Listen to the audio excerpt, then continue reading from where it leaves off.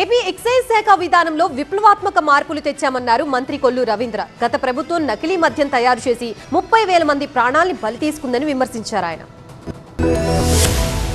గుంటూరులోని మద్యం డిస్టిలరీస్ లో ఆకస్మిక తనిఖీలు చేశారు ఎక్సైజ్ శాఖ మంత్రి కొల్లు రవీంద్ర. గత ప్రభుత్వంలో నాసిరకం మద్యం తయారు చేయడం వల్ల ప్రజలు అనారోగ్యాల పాలయ్యారన్నారు. రాష్ట్రంలో ఎక్సైజ్ విధానంలో చాలా మార్పులు తీసుకొచ్చాం. ప్రజలకి ముఖ్యంగా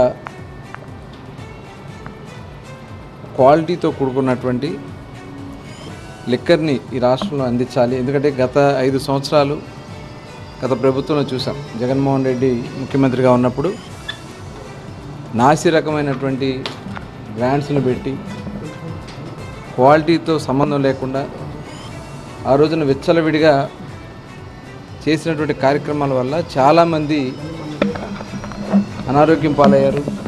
ఏపీ వ్యాప్తంగా 5 ప్రాంతాల్లో ఎక్సైజ్ ల్యాబొరేటరీస్ ఏర్పాటు చేశామన్నారు కొల్లు రవీంద్ర. అన్ని బ్రాండ్స్ను కూడా ఎప్పటికప్పుడు పరీక్షలు జరిపించాలి. ఈఎన్ఏ దగ్గర నుంచి ఫైనల్గా డిస్టిలరీ నుంచి బాటిలింగ్ అయ్యాక కూడా టెస్టులు చేసి బ్యాచ్ల వారీగా పంపించాలని చెప్పి చాలా క్లియర్గా మేము ఇన్స్ట్రక్షన్స్ ఇచ్చాం.